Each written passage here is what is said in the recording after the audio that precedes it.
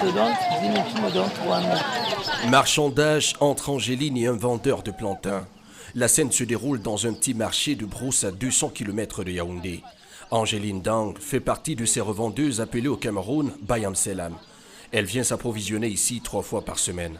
Ce n'est qu'en Brousse qu'on peut trouver les produits parce qu'ici on a affaire aux producteurs. Comme cette dame, elle sort du champ. Ça, c'est le plantain qu'elle a cultivé de son champ.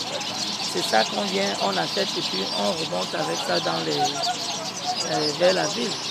Quelques régimes de plantain, du couscous de manioc chargé à l'arrière de son véhicule, Angéline reprend le chemin de la ville pour écouler sa marchandise. À 55 ans, elle exerce ce métier depuis 15 ans pour un revenu mensuel d'environ 50 000 francs CFA, 76 €, à peine de quoi subvenir aux besoins de sa famille. Depuis le matin, je me suis levée, j'ai laissé les enfants, la famille et tout.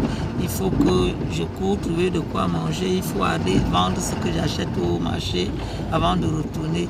Donc ce n'est pas chose facile. Il arrive même des moments où je dors en brousse.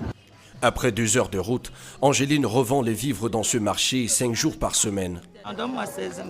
16 000 francs CFA, environ 24 €. Des régimes de plantain achetés à 7 000 francs CFA, soit une marge d'environ 65% en forte baisse depuis la crise sanitaire liée à la Covid-19, même si les activités reprennent progressivement. La situation de la pandémie a rendu les activités un peu difficiles parce qu'il n'y avait pas de sortie. Il y a un temps, il n'y avait pas de sortie. Les gens étaient confinés dans les maisons et ça ne nous donnait pas la possibilité de continuer à mener rapidement les activités comme d'habitude. Les activités commencent déjà à reprendre parce que quand on va en brousse, ça permet que les Bayam de l'extérieur viennent. Après une journée sur les routes, retour à son domicile pour Angéline qui est accueillie par le Benjamin de la famille.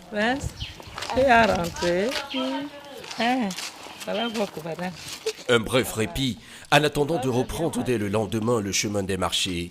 Une activité qu'Angéline compte encore pratiquer pendant une dizaine d'années, car en tant que Bayam Selam, elle aura peu d'espoir d'avoir une pension de retraite.